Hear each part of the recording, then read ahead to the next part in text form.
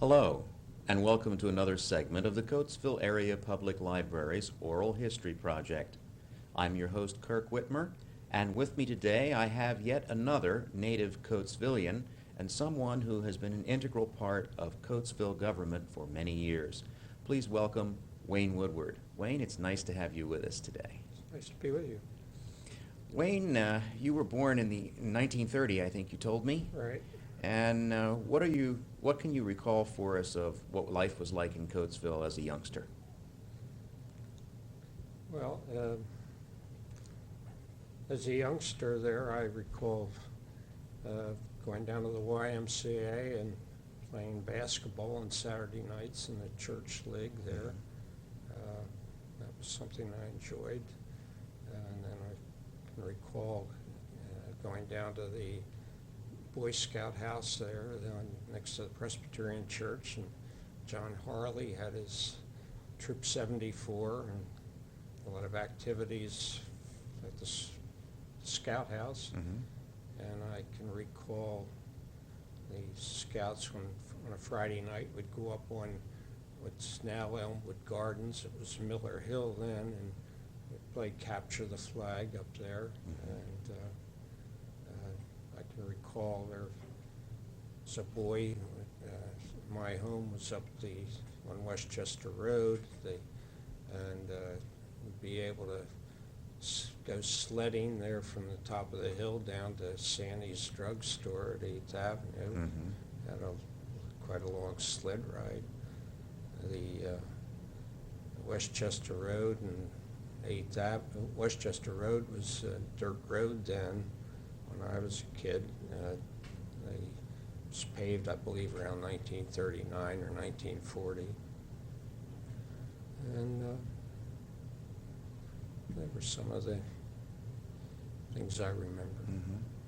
Mm-hmm. Were there any typical places that teenagers would go to spend a Friday or Saturday evening then? Well, Sandy's was always a hangout. At 8th and Main? At 8th and Main. Mm-hmm. Of course, and then when I was a boy, Sharpie's drugstore was that was between, I guess, 11th and 12th Avenue, and we'd get down there to. He had 2 or 3 booths in there, and he'd let all the kids read the comic books, and we'd spend afternoons in there and spend about 15 cents on a couple Cokes and read comic books all afternoon. When you graduated from high school, I understand you started a career as a newspaperman. Yeah, when I was in college there, I started working at the Record, Mm-hmm. and I was with the Record for about 10 years during the 50s. And what was your function there, Wayne? I was a reporter, and then I was city editor towards the end of the time.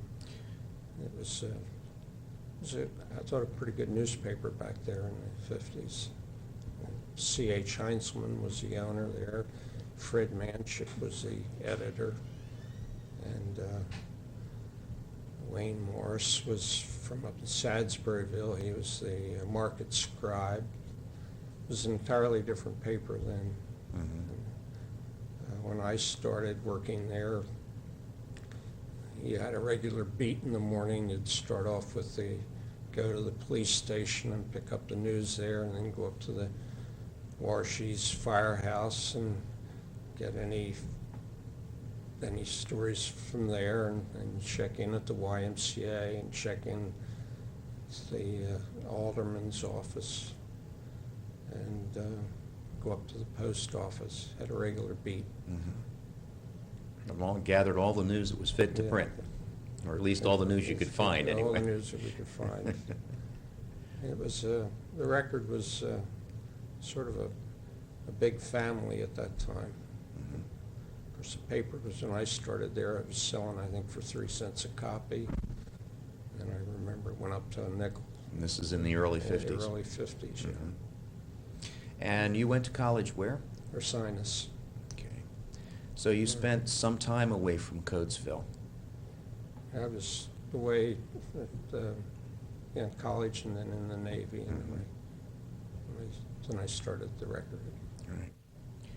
Wayne, you eventually were elected to a council office. I'm curious, what caused you to run for that office? Well, I was interested in city government, and I had a political science major in college. Mm-hmm. And when in 1950, I was on the planning commission for a couple of years. And in 1958, right after the gubernatorial election, Lou Afflebaum, who was on the city council, died. And I was appointed then to fill the vacancy on council in 58. And then I was elected the following year. Mm-hmm. And I'd been on, council was just a part-time job, a part-time office for me then. I was still working for the Record. Well, then I left the Record and went up to Lancaster and was working for the Intel there while I was on council. And then a vacancy came for city administrator, and I was appointed to that. So then that's how the transition. And when I was on the council, I was in the street department. That was my department. We had a commission form of government in Coatesville in those days. The mayor had the police department, and there was one councilman had the parks, one councilman had the streets, and one councilman had the water department, and another had the parks, and it was a commission form of government in those days. Mm-hmm. Sort of divide and conquer, so to speak, or division of labor. It worked out very well. They had a lot of good people in the government then. Wayne, what were some of the issues that city government was faced with back then? Well, I think one of the big problems Coatesville was having at that time was housing. There was a good bit of substandard housing there. That was in the 60s, and there was a lot of unrest at that time. Mm-hmm. And so they were tackling that housing problem was a big thing in Coatesville. And I think we had some achievements, and there was also some mistakes that were made at that time. What was the general approach to tackling that problem? At that time, there was the federal government. Of course, Coatesville was a segregated city at that time. Blacks were all concentrated there in the northeast section of the city. And to get public housing, there was an effort to get public housing, and the federal government was insisting that any public housing that came in had to be on the south side of the Lincoln Highway. Mm-hmm. And that led to other sites had been proposed, and they were all rejected. And the only one that was finally approved was Oak Street. And so there was a lot of objections to putting the Oak Street housing project in, but it did go in. Mm-hmm. And it was after I had left the city there that then there was some years later that all the problems developed in there. It was towards the end of the time that I was there that it went in. Mm-hmm. We had another, one of the other programs that we undertook was they built the new, the Kersey Street Junior High School. And when that was built, there was a good whole row of substandard houses right across the street from it on 4th Avenue. And the redevelopment authority at that time undertook to tear down those houses and and they ended up with the Ash Park East apartments there. That was I think a big plus for the redevelopment authority. That was Dick Eby was the chairman of the authority at that time. Mm-hmm. Frank Ward was very active on that. He was head of the Planning Commission. But we had the federal government out, representatives out, look at that, and they said, oh, that's too small an area. We can't be bothered with anything like that. And that whole project, I think, cost the city about $40,000, and I think it's quite an asset there in that corner. And then Luke and Steel Company was also, at that time, I think a good bit of the leadership in Coatesville came out of Luke and Steel. And Lukens, they were having a pilot project in the up on Coate Street, I believe, and they were rehabilitating houses. So there was a lot of work along that line back then. But Lukens eventually moved away from that aspect. Yeah, but going back a little bit in the 50s, for example, the whole school situation there, all the leadership for building the schools and whatnot came out of Luke and Steel at that time. We had Coatesville, and throughout the 50s there was the merger of the Coatesville with the outlying districts was a big problem then, and a lot of the men that were on the township school boards, they provide the leadership for the building of these schools and the jointure and whatnot. Tell us about the school merger. In what precipitated the consolidation of all the, well, I guess there were several school districts at the time, weren't there? Well, at that time, the state was insisting that the county have, I think it was 11 administrative units, and the state had earmarked Coatesville with the neighboring townships as one administrative unit. And there was a good bit of resistance on the part of the Coatesville School Board to go in with the outlying districts. And the outlying districts, they first formed the Brandywine area jointure, and they built the north and the south junior high schools. And that was a big project there. And when I say there was men like Al Goodall and Charlie Spots and Tom Runk and people like that were from Lukens that were provided an awful lot of that leadership outside the city. And then they built the Kings Highway School, closed a lot of one-room schools. And at that time, all the kids from the outside came in on a tuition basis. And then the jointure, and then finally there was a Coatesville area merged. The Coatesville merged with the outlying districts, the Brandywine district, to create what we now know as the Coatesville Area School District. Yeah. So the similarity in architecture between North Brandywine and South Brandywine. Buildings. Yeah, they're mirror images. That was one of the savings that they came up with when they built this. I can remember the day. It was a cold winter day.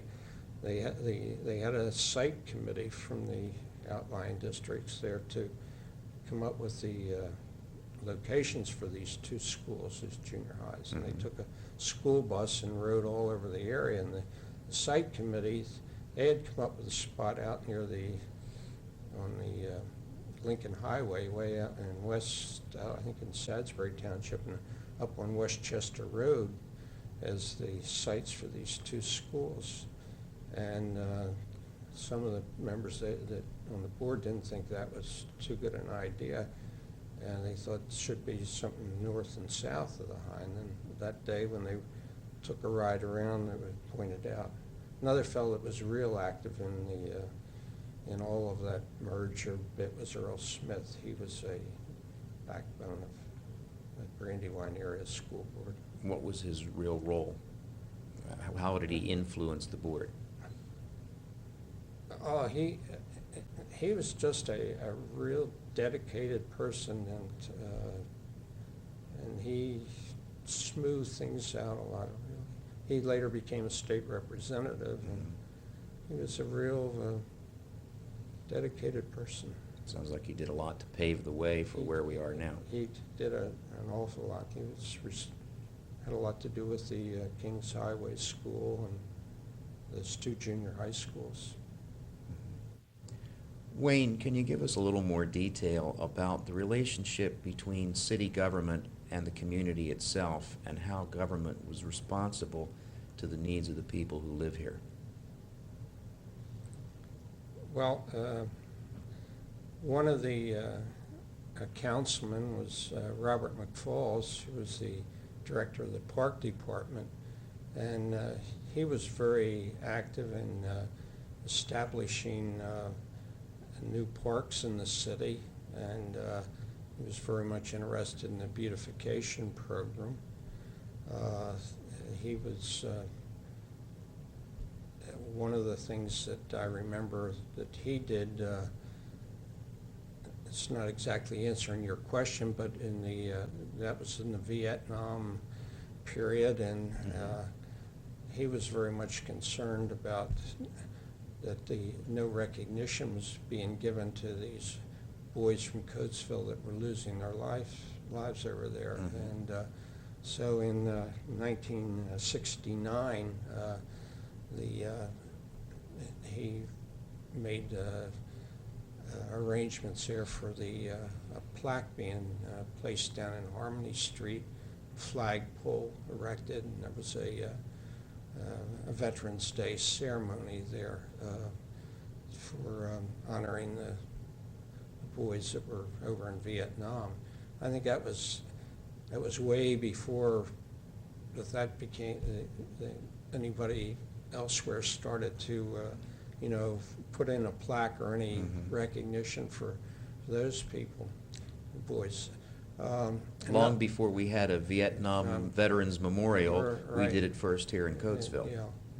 And J.I. Hoffman, who was the YMCA secretary and who did so much for the boys during World War II, he was one of the principal speakers that day. Wayne, this Bob McFalls that you've mentioned, is that the same Bob McFalls that was head director of the Coatesville Coraliers? Yeah, he was director of the Coatesville Coraliers, the Washingtonians. Quite active in our community. Very active in our community, yeah. He was a nephew of Mayor Swing, who was a colorful mayor of Coatesville back in the 1920s. What made him so colorful? Mayor Swing? Well, he laid down the law the way he saw the law should be laid down, I guess. There's a lot of stories about Mayor Swing there. When cars were traveling, 25 miles an hour, and they shouldn't be traveling that fast in Coatesville, he was out there with having them stopped, and there's quite a lot of stories about Mayor Swing. That was before my time, of course. Well, this is a mayor I had not heard of, so I'm finding it very interesting. He had a lot to do with the building of the trolley line between Coatesville and Lancaster. And I think he might have been president of that traction company. I'm not sure. That may have had an influence on it, I think, maybe. Might have. Moving on to the 60s, what was life like in Coatesville at that time? Well, there was a lot of racial tension during the 60s, and John Titai was mayor And he felt that there should be a black on city council, and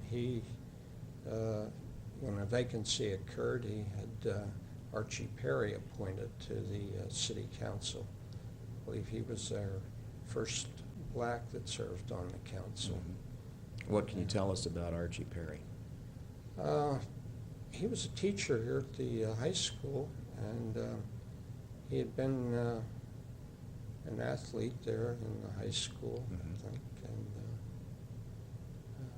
and he was the made director of street department, and then shortly after, I don't know how long he was on, but then Fred Worthy, then he followed Archie as the director of streets. Mm-hmm.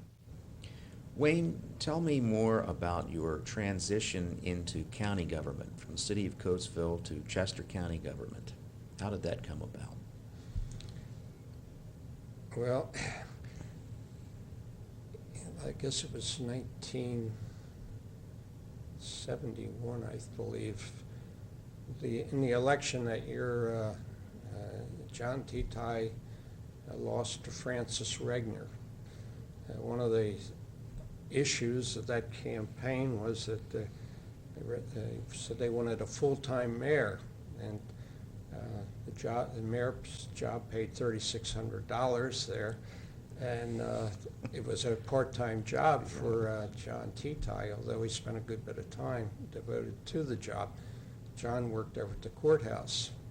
So when a day after election there, he called over and he said, "Would you like to come over to the county?" He says, "They need an assistant administrator for the county in the commissioner's office." Mm-hmm. So I took the job over there, and that's how I made the switch over to county government. Looking at things then from a broader scope, what was the county faced with in terms of population growth at that time? Oh, the county had a lot of different problems there. The emergency services department was just getting underway at that time. It was, they had a fire board and a police board for answering telephone calls. That was the beginning of what is now the emergency services department. And it's taken us how many years to work that out? About 30, huh? That was, I guess, close to 30 years. Yeah. Mm-hmm. And then the mental health was the mental health department was in its infancy then, and children's services department was they both had small budgets as compared to now. Senior citizens department was just starting back then. So the government, it was changing from a housekeeping. Before it was housekeeping functions there of record keeping and whatnot, but changed, a lot of changes. Mm-hmm. Wayne, I'm sure you've seen quite a number of county commissioners come and go since you've been involved with county government and in your retirement. What trends have we experienced in attitude of voters toward government here in Chester County? Attitude changes. I think we're probably more skeptical than before, and I don't think voters are probably as loyal to a party as they were back maybe 40, 50 years ago. I think they're more independent-minded. Mm-hmm. Got the today it seems to be a great emphasis on just raising money, whereas I can remember back when in the 50s, for example, Bill Brown was chairman of the Republican Party here in Coatesville, and they'd have a dinner there, and the tickets would be $5 or $10, and the emphasis was trying to get a big crowd out to hear a speaker. Right. Now today, the emphasis, I think, on any dinner is to get the money and not worry about the crowd. Raise money for the party. Yeah. So that's why we have $100 a plate dinners. $100 a plate dinners, yeah. Well, Wayne, I certainly want to thank you for being with us today. You've helped shed some light on the inner workings of Coatesville city government and a little on Chester County government as well. So I appreciate you being a part of our oral history project. Okay, thank you.